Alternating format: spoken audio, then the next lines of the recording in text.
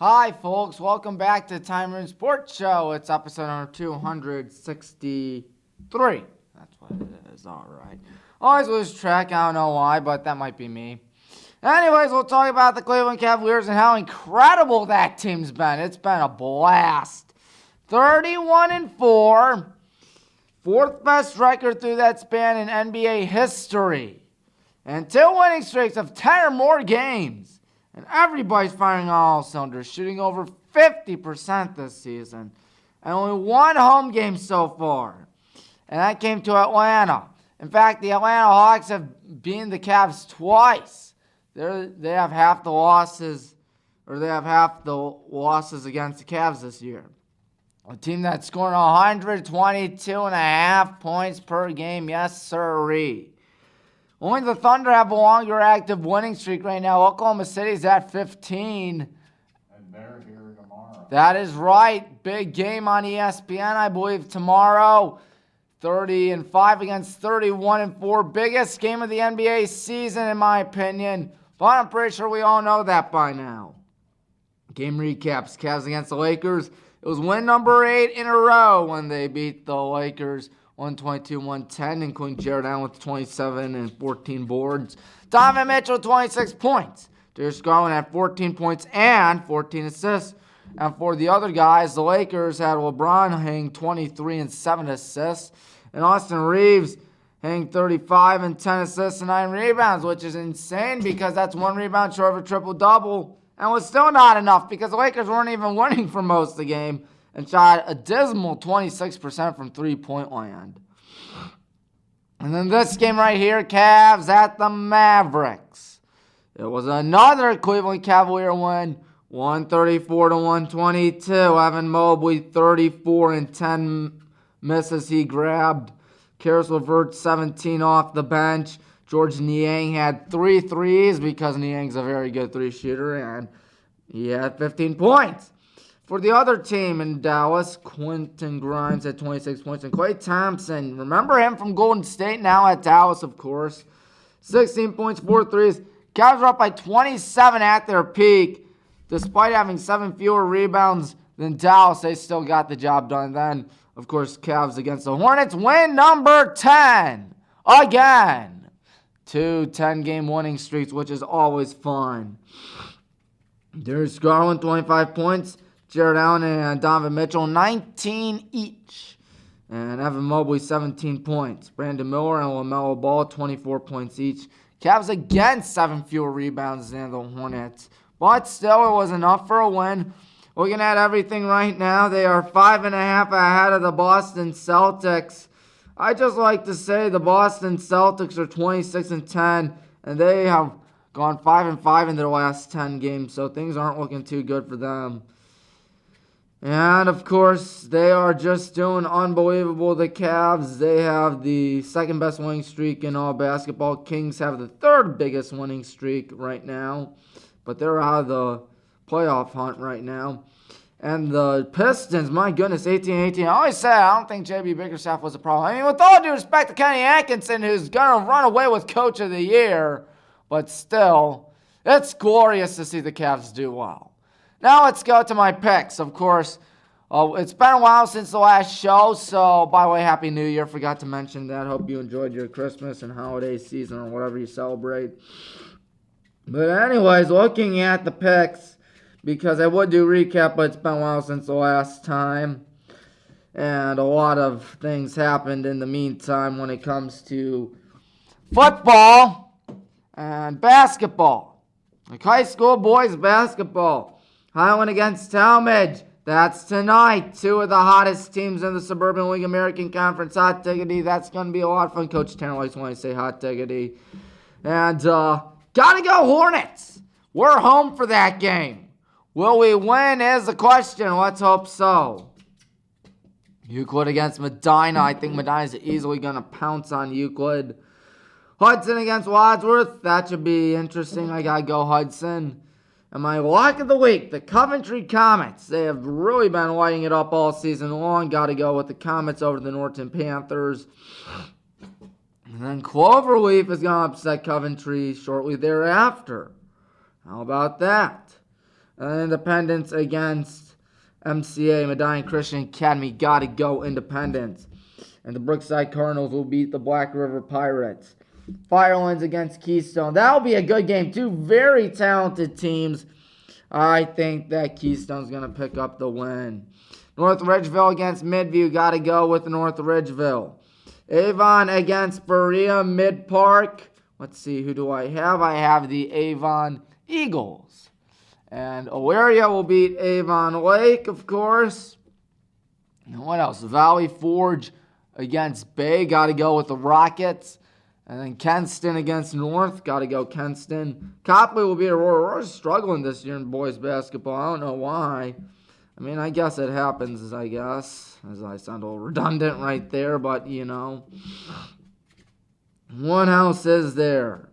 There's also North Royalton, Nordonia. Got to go North Royalton. Solon will beat Stowe. Barberton over Roosevelt. And Cuyahoga Falls against Revere. Revere's struggling this season, but I got to go with the Minutemen to pick up the win, at least in my opinion. Now it's time for high school girls basketball. The Hornets beat Copley last Saturday in a barn burner by a final score 53-49. Another close game that we edged out and picked up the win. We're still undefeated, I'm just saying. 12-0. Second time we've gone 12-0 in the last, 4 years. And we go 13-0 with a win over the rough and tough Talmadge Blue Devils. Yes, sir. And then Medina's my lock of the week against the Euclid Panthers. Gilmore Academy against VASJ. Got to go VASJ. Richmond Heights against Chagrin Falls. Gonna pick, who do you call them? Richmond Heights. That's who. How couldn't I see that? Cleveland Heights against Brunswick. Got to go Cleveland Heights. Strongsville against Mentor. Got to go with the Cardinals, even though that'll be a good game. Solon against Nordonia. Gonna pick the Knights for that game. What else is out there? You got Wadsworth, Brecksville. Got to go with Wadsworth, but both teams are very talented so far on the season, so there is that. What else? Woodridge, Springfield, going to go Woodridge. Revere Falls, going to go Falls. And what else? You got... Oh, sorry about this. Just trying to check things. Lakewood, Rocky River. Rocky River. Bay will beat Valley Forge. Here's an upset. Berea Mid Park beats Avon, and Avon Lake will beat Elyria. Gilmore against Tobin. Got to go with the Knights. Elyria Catholic against St. Joe's. Got to go with the Elyria Catholic High School team. And Worcester against Walsh Jesuit. Got to go with the Warriors. Medina Magnificat. Got to go Medina. But there's still more picks because I got to do NFL Super Wild Card Weekend, folks. How cool is that? I know. Very cool. Anyways, Super Wild Card Weekend, if I could pull it up right here on my phone, which I am doing right now. Texans against the Chargers. Got to go Chargers. I think C.J. Stroud's been struggling a little bit this season. And I think that Jim Harbaugh's really doing a good job out in L.A. Really a renaissance for them. What else? Ravens against the Steelers. Lock of the week. Got to go. Baltimore Steelers are frozen solid, having dropped their last 4 games. And my goodness, they just can't do anything right lately. And then they'll be in Baltimore. So there is that. Bills against the Broncos. Got to pick the Buffalo Bills. Bills are doing a dandy right now, as always.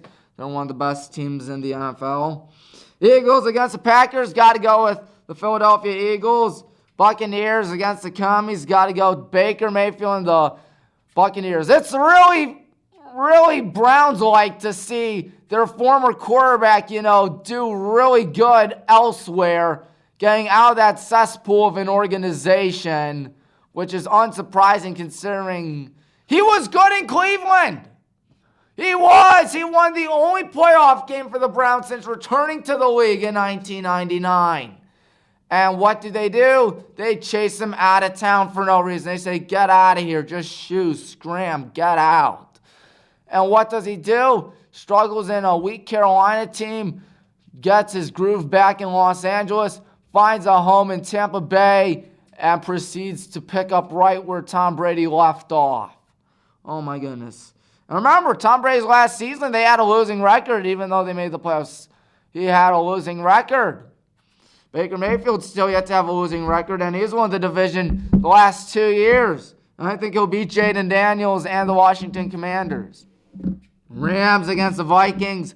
Of course, last Sunday night, the Vikings played the Lions and got destroyed by a score of 31-9, if I'm not mistaken. I think the Rams have what it takes. Matthew Stafford and all those guys are going to do what they do best. Kyron Williams and the gang, Notre Dame standout. Speaking of Notre Dame, we got to do the CFP semifinals. I got Notre Dame, Ohio State. I'd love for that to happen. I'm an Irish fan. My friends are Buckeyes fans. I'm just saying it's going to be the best national championship of all time. Something I've been waiting for all my life just so I can have a silly excuse to throw a party at my place. Would tell you where I live, but I don't want you to know where I live. Anyways, that's just me speaking. I cannot wait for the national championship and semifinals. North Central did win the Stag Bowl last Sunday night, 41-25, as Mount Union was constantly making mistakes in the red zone, making poor play calls, and wound up hurting them. And that's what happened. That's why they lost the Stag Bowl. In North Central, the Cardinals win their third national championship. For Wadsworth players on that team, too. North Central or Mount? Oh, Mount. Oh. Well, they wound up losing a tough one. Of course, our very own Coach Gibbons is a Mount grad, and so is our athletic director, Mr. Bailey. And Justin Todd, the Wadsworth coach. Really? He's also a Mount grad? Yeah. I did not know that. Of course, that is one of the greatest, that's probably the greatest dynasty in college football history. But they haven't won Stag Bowl in 8 years. I'm just saying now. It's been 8 years. But we'll see how things fare next season in the wonderful world of D3. Do the Jackets finally do it for the first time in over 3 decades? Will we make the playoffs for the first time in over 2 decades? Will we somehow schedule John Carroll in the playoffs and beat them for the first time in over a decade? We will see in the near future if both teams make the playoffs. But we don't know because John Carroll's going to North Coast Athletic Conference and we're staying right here in the Ohio Athletic Conference. Well, I'd just like to say before we leave, I have a YouTube channel, as you all know by now. It's called WHBW. It's your one-stop for all things Highland and Baldwin Wallace. I'm at 700 plus subscribers, and I'd like to get a little bit higher. So please go on YouTube and type in WHBW Sports, and you will find this here channel. Look at it. Look how cool it is. Very cool. 711. Not too shabby.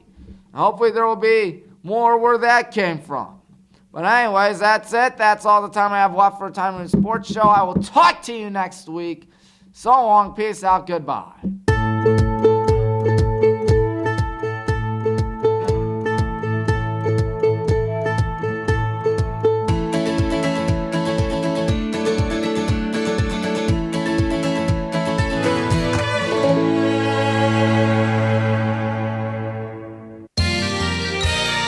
You are watching WCTV, Wadsworth Community Television.